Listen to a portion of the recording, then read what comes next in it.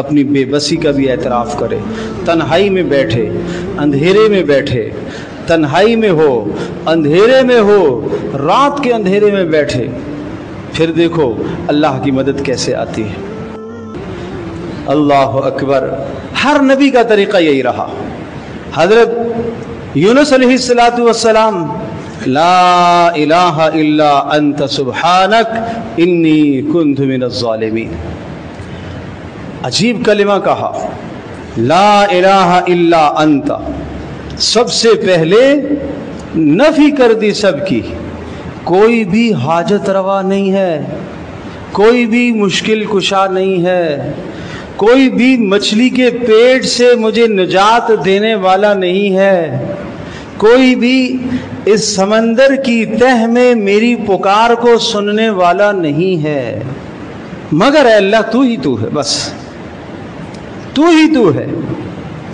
اور سبحانک، اے اللہ تیری تو پاکیاں ہی پاکیاں ہیں، تو پاک ہی پاک ہے، ہر نقص سے، ہر عیب سے۔ اور یہاں سمندر کی تہ میں آ چکا، مچھلی کے پیٹ میں آ چکا، کسی بندے کا بس اس مچھلی پر نہیں چلتا، مگر اے اللہ تیرا بس تو چلتا ہے نا، تو کمزوری سے پاک ہے۔ بندے تو سارے کمزور ہیں کہ اس پر اپنا اختیار چلائیں، مگر تو کمزوری سے پاک ہے، تیرے اندر یہ طاقت ہے، تیرے اندر یہ قوت ہے، تو مجھے اس مشکل سے، اس غم سے تو مجھے نکال سکتا ہے۔ انی کنت من الظالمین، ہاں قصور میرا ہے، اعتراف جرم ہے، اپنے قصور کا، اپنی غلطی کا، اپنی لغزش کا اعتراف فرما رہے ہیں کہ قصور میرا ہے۔ یہ نہیں کہ اللہ پتہ نہیں تو نے کس جرم میں مجھے مبتلا کر دیا اور میرے کس جرم میں تو نے مجھے پکڑ لیا، نہیں، اگر ساری زندگی ایک بندہ سجدے میں گرا رہے اور پھر بھی اللہ کی طرف سے عذاب کا فیصلہ ہو جائے تب بھی عدل ہے، انصاف ہے۔ ساری زندگی کی عبادت سجدے میں گر کر بھی بندہ اللہ تبارک تعالی وحدہ لا شریک کا حق نہیں ادا کر سکتا، نہیں ادا کر سکتا۔ تو اس لیے یہ انبیاء علیہ السلام جو گناہوں سے معصوم ہیں، جو گناہوں سے پاکیزہ ہیں، جن ہستیوں کو اللہ نے گناہوں سے پاک صاف پیدا فرمایا، مرتے دم تک گناہوں سے پاکیزہ صاف ستھرے، مگر اس کے باوجود بھی ہر نقص اور ہر کمی کا اعتراف خود کرتے ہیں اور اللہ تبارک تعالیٰ کی پاکی کا اقرار کرتے ہیں۔ لا الہ الا انت سبحانک انی کنت من الظالمین، اس جذبے کے ساتھ تنہائی میں اور سمندر کی تہ میں، نمبر 1 اکیلے، نمبر 2 تنہائی، نمبر 3 اندھیرا۔ سوچو تو صحیح، اکیلے ہیں، تنہائی ہے، اندھیرا ہے، تہ میں ہے، اب اس وقت کون یاد آئے گا سوائے اللہ کے؟ انی کنت من الظالمین، اللہ نے فرمایا فاستجبنا له ونجیناہ من الغم وکذالک ننجی المؤمنین، ہم نے فوری یونس کی پکار کو سنا، ان کی دعا کو سنا اور ہم نے فوراً انہیں اس غم سے نجات دی، اور اسی طرح سے ہم ایمان والوں کو نجات دیتے رہیں گے۔ جب بھی کوئی ایمان والا ہمیں اسی طرح سے پکارے گا تو ہم نجات دیتے رہیں گے۔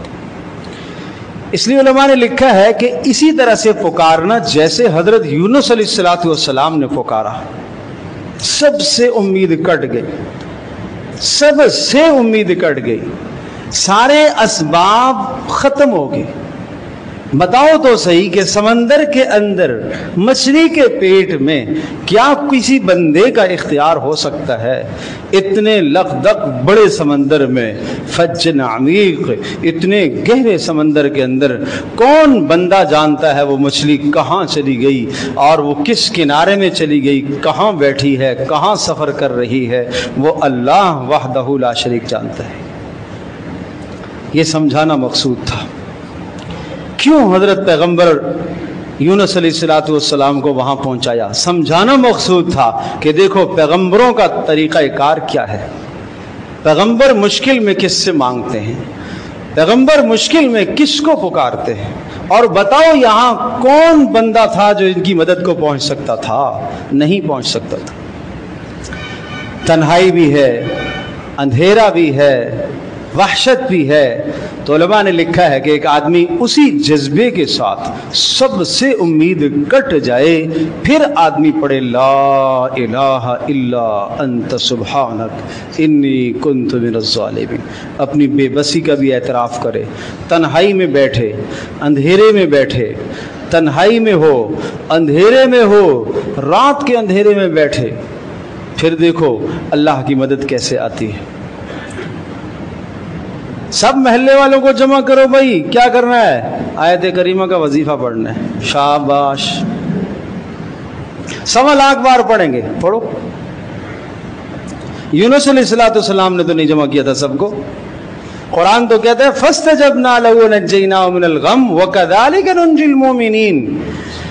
اسی طرح سے ہم ایمان والوں کو نجات دیتے رہیں گے جب ایمان والے اس طرح سے پڑھیں گے تو درد کسی دوسرے کو نہیں ہے، درد آپ کو ہے، تکلیف آپ کو ہے، پریشانی آپ کو ہے، غم آپ کو ہے، آپ اکیلے میں اللہ سے مانگیں گے، پکاریں گے، اللہ کی طرف آپ رجوع کریں گے، اللہ کی مدد آئے گی لازمی۔ اس کے لیے مجمع جمع کرنا ضروری نہیں ہے، اس کے لیے سب محلے والوں کو اکٹھا کرنا ضروری نہیں ہے، اس کے لیے کوئی عدد ضروری نہیں ہے۔ حضرت یونس علیہ السلام نے کوئی لاکھوں مرتبہ نہیں پڑھا تھا، بات کیفیت کی ہوتی ہے، بات محبت کی ہوتی ہے، بات جذبے کی ہوتی ہے، ایک مرتبہ ہی کافی ہے۔ اگر وہ جذبہ یونس اندر آ جائے تو ایک مرتبہ ہی لا الہ الا انت سبحانک اللہ کے عرش کو ہلا دے گی نا، وہ کیفیت تو لاؤ۔ اللہ اکبر۔ انبیاء علیہ الصلوۃ والسلام کی دعاؤں کا یہ طریقہ کار ہے۔